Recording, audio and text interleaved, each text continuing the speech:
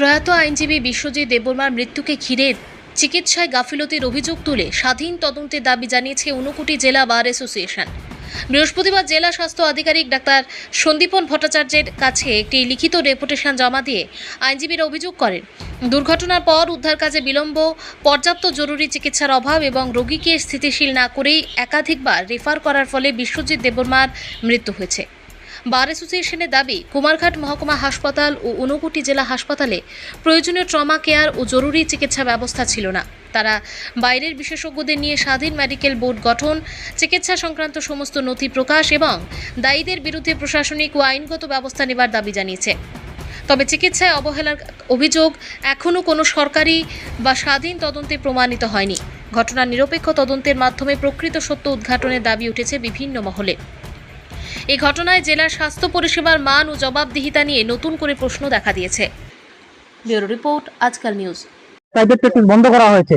অতি সত্ত্বর সরকারের কাছে আবেদন রাখছি আমরা, এই যে তিনটে hospital, Kailashahar hospital, Kumarghat hospital এবং ধর্মনগর হসপিটাল, তিনটা হসপিটাল মিলিয়ে যে একটা হত্যা করেছে, ওকে মারা যায়নি, ওরা ওকে মার্ডার করেছে, নেগলিজেন্সে ওদের হত্যা হয়েছে ছেলেটার।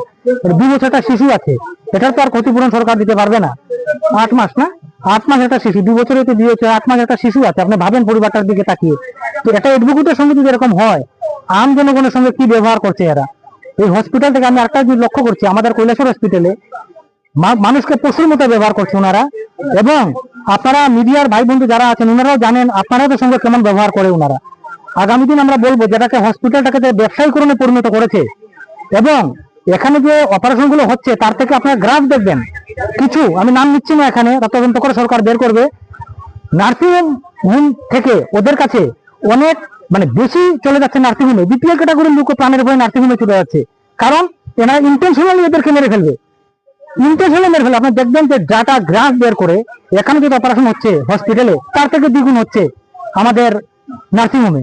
সেটা ডেটাটা দেখতে হবে যে কাদের জন্য এগুলো হচ্ছে, কাদের রক্ষণাবেক্ষণে সেগুলো হচ্ছে, কারা এখান থেকে জিনিস নিয়ে প্রাইভেট প্র্যাকটিস করছে। তাই আমাদের একটাই আবেদন যে সরকার যেন সরকারের ভাবমূর্তি যারা কলুষিত করছে, ওনারা তারা সেগুলো দেখছেন না। আমরা চাইবো এগুলা যেন করেন এবং আগামী দিনেও এইভাবে যেন সুষ্ঠু তদন্ত করে। 45 দিনের মধ্যে যদি এটা সুরা বিহিত না ঘটে, তাহলে আমাদের এই ড্রেস ফ্রেস রেখে লাভ হবে না। আমাদের মানুষের জন্য ন্যায় করতে এসেছি আমরা, যদি না হয় নিজেদের ন্যায় যদি করতে না পারি, তাহলে আমাদের শ্বাসের শেষ রক্তবিন্দু পর্যন্ত আমরা শেষ আন্দোলনে যাব। এখানে না, সেটা ত্রিপুরা ব্যাপী আমরা আহ্বান জানাবো। এটার জন্য মানুষের জন্য যদি ন্যায় করছি, নিজেদের জন্য ন্যায় করতে হবে, সেই পরিবারের জন্য ন্যায় করতে হবে। মিডিয়ার ভাই বন্ধুদের কাছে আহ্বান জানাবো, এই যে ব্যবসায়ীকরণ হচ্ছে স্বাস্থ্য দপ্তরের, এই যে ডাক্তারবাবু দ্বারা এই যে একটা জল্লাদ রূপে পরিণত হয়েছে ওনারা, 90%, সবাইকে বলবো না, এই জল্লাদের হাত থেকে আম জনগণকে ন্যায় দিন। আজ আমাদের জন্য হয়েছে, আপনাদের জন্য হবে। যারা ঘরে বসে আছেন, আগুন তাদের ঘরেও লাগবে। এদের থেকে সবাইকে ন্যায় দিন। 8 লাখ 10 লাখ করে যে কামিয়ে নিচ্ছেন ওরা রক্ত চুষে, সেটা থেকে আমাদেরকে এই সমাজকে যাতে বিহিত ব্যবস্থা করার জন্য মিডিয়ার ভাই বন্ধু করবো। সবাই যেন এই আন্দোলনকে আপনারা একটা বিহিত ব্যবস্থার জন্য ছড়িয়ে দিন এবং সরকারের কাছে দাবি রাখুন আপনার তরফ থেকে। ধন্যবাদ। যে কথাটা বললেন যে জেলা হাসপাতাল বা বিভিন্ন হাসপাতালে কৈলাসহরের ডাক্তাররা প্রাইভেট প্র্যাকটিস করছে, জেলা হাসপাতালে তো ডাক্তার কৈলাসহরের নার্সিং হোম নিজেই করে বসে আছে। সেগুলো তাই তো বলছি, এই ব্যবসায়ীকরণের বিরুদ্ধে আমাদের কথা, সেগুলো ব্যবসায়ীকরণের বিরুদ্ধে বলছি আমরা। সেটা একটা বিশাল সিন্ডিকেট, চলছে, হেডকোয়ার্টার অব্দি বিশাল সিন্ডিকেট চলছে। আর কার পাওয়ারে আমরা এরকম করতে পারে ওনারা? ভেবে দেখুন একবার, উপর অব্দি যদি তার সেটিং না থাকে, ওরা নিচে থেকে পারবে এগুলো করতে? ডাক্তারদের তো সাহস হয়? তারা দিনের পর দিন মানুষের উপর করে অত্যাচার করে যাচ্ছে। তো এগুলো সিন্ডিকেট ভাঙতে হবে। তা দাবি রাখবো, সরকার কিভাবে এগুলো দেখবে সরকারের উপর আমরা দাবি জানাতে পারি। না হলে আমরা 45 ডেজের টাইমলাইন বেঁধে দিয়েছি। আমরা বলেছেন সবাই, আমরা বৃহত্তর আন্দোলন যাবো, রাজ্যব্যাপী আন্দোলন করবো। রাজ্যের মুখ্যমন্ত্রী তো স্বাস্থ্যমন্ত্রী, তা আপনি কি মনে করেন যে এই যে অব্যবস্থা চলছে তার জন্য উনি দায়বদ্ধ? উনি ফেল করেছেন, হ্যাঁ, উনি দেখবেন ওনাদের দপ্তরতে কি হচ্ছে।